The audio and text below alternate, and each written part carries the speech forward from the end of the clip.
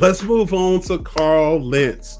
Now, listen, he was the former pastor of Hillsong NYC, and he got caught having an affair with Ranin Karim. All right, and there's a Muslim woman who he was involved with for a span of like 6 or 7 months. All right, so the takeaway from that whole situation is this.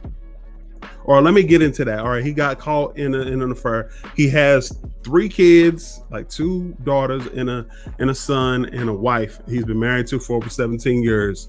And he got caught in an affair with this woman. I don't know if this is his first affair. I just know this is one that has become very public. All right, we don't really know if this is his first time or not. But in the comments, that actually was that she was ashamed. It wasn't save face, not grace. Yeah, exactly. Mama, exactly. But listen, this is what happened. So like, he was caught in an affair, and this person, he really was living a double lifestyle, and it's hard to believe that this is his first time actually doing that. You know what I'm saying? It's really hard to believe. Let's see, B Dago. Hey, B Dago, how you doing? I ain't seen you in a while. Carl Lentz, love the world. He's flying on jets with Lil Wayne. Well, listen, that's a lot to digest. So thank you for joining us here. What's up there? Stay up in the comments. We're gonna be covering a whole bunch of stuff. If you see the stuff we're gonna be covering, but listen, Carl Lentz, he was living a double lifestyle, and let me tell y'all this. Listen, James 1:8 says this: a double-minded man is unstable in all his ways. So if he's unstable in his sexual life, it's hard to believe that there's other things that he's not unstable in. And you know, oftentimes when people get caught in stuff like this, they believe that try to make it seem as like if this is the one time. No, this is the one time you got caught. This is one time you got caught. And so we really need to pray for that whole family, because his children are teenagers, and one I think is a preteen. The boy I think is a preteen. The other 2 girls I think they're teenagers. And he's been married to his wife for 17 years. And the way it was discovered, I believe this is allegedly how it was discovered, that video surfaced on his work computer at the church while his wife was typing and searching on his work computer, which is tied to his phone. Not videos, but pictures and text and all that stuff started appearing on the work computer right in front of other company who was looking at the screen with the wife. So it's hard to cover that up. And so some of the things, actually, I got a ton of comments. Y'all go look at that video. It's the second video I did. First of all, I did a video when he got fired from the church. Second video I did said it gets worse. And that's where I actually kind of have a snippet of the one with the interview with Ranin Karim. All right. So anyways, check that out. It's the second one. It's the one that actually has 126,000 views on there. I did it back in, I think, early November, something like that. Late November or early December. I can't remember. Somewhere around there. Go look at it. It says it gets worse. And it's like, wow, Doc, this is just crazy. So I want to talk to y'all because a lot of people were in the comments and they were like, thank you for making this video.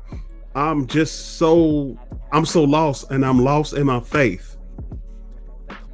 And that was really the disheartening thing to me, when people were making comments and like saying they were just ready to let go of the faith. And it's like, on one hand, you feel bad for them, but on the other hand, I'm like, who did you really have faith in?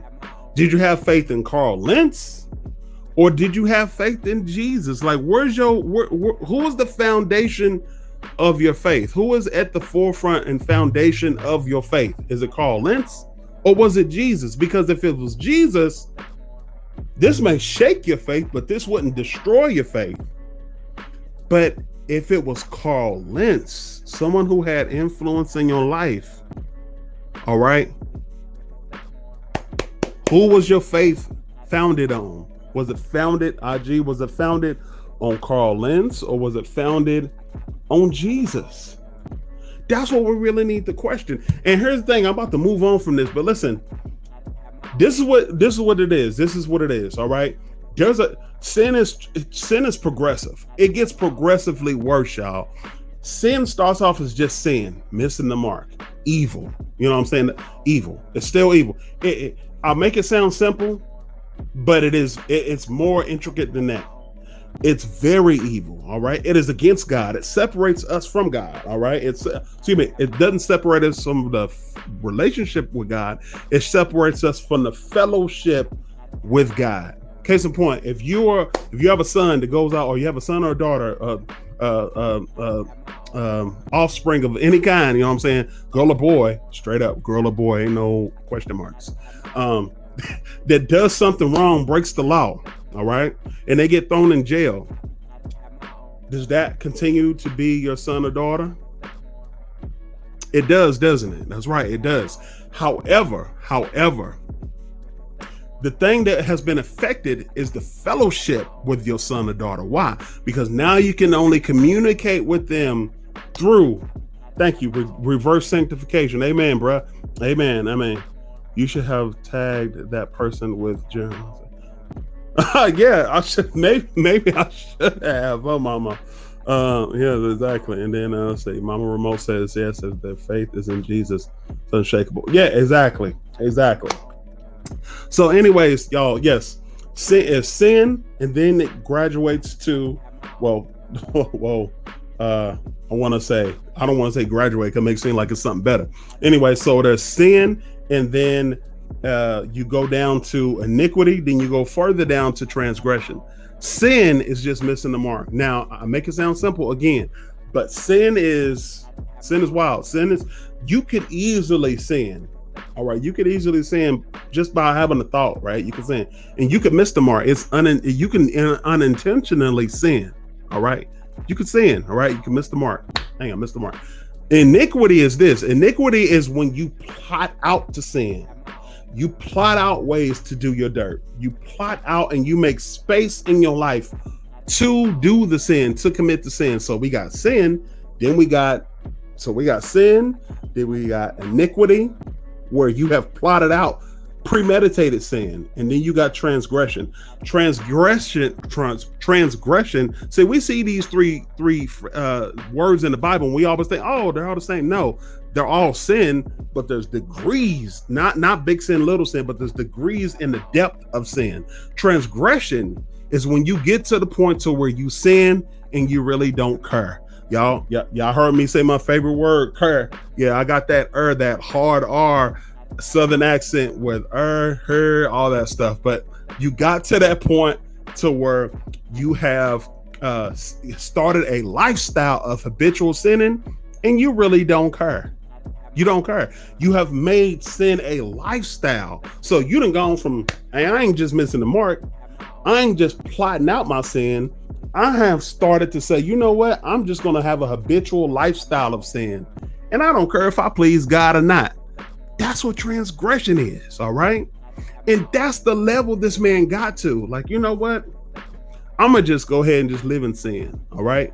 How many of us on this live? How many people do we know like that in our lives, to where they just live in a habitual lifestyle of sin? If there's anybody watching, is there something that you struggle with? You know, it's a habitual sin. You know, we can't just dot I's and cross T's and say, hey, I don't do this, and this. But there may be something deep in our heart, all right, that we're acting on. We think can't nobody see. True. People can't see. But just like with Matt Rowan, all right, God sees your heart. That stuff was in Matt, just like that stuff was in Matt Rowan, that stuff is also in us. And if we start playing with fire, it ain't but for so long before we gonna get burnt. All right. That's what sin is. You playing with fire. You think you can handle it. You think you can handle just stepping in sin. Oh, nice little sin. Oh, cute sin. Let me pat you. No, forget petting it. Ain't no dog. All right, this is a dog that's gonna bite you, take your whole hand off. You know what I'm saying? You can't be patting sin. That's the Air Force One care. Oh, really? Air Force? Let's see. Air Force. Oh, are you talking about what Nelly and them, Mama Remote? Maybe that. Anyways, you should, yeah, reverse sanctification, got that premeditated, yes, all that stuff. Um, but yeah, all that. So we have to think about that. What we need to make sure that we do is we need to guard our hearts. We need to guard our hearts because the heart is desperately wicked above all things. The heart, we should never be led by our heart because our heart is desperately wicked. Our heart is always going to look out for number one. Our heart is always going to feed the flesh and look after the flesh, right? We need to make sure that we are that we guard our hearts. We don't need to be led by our hearts. We need to lead our hearts in the direction it should go.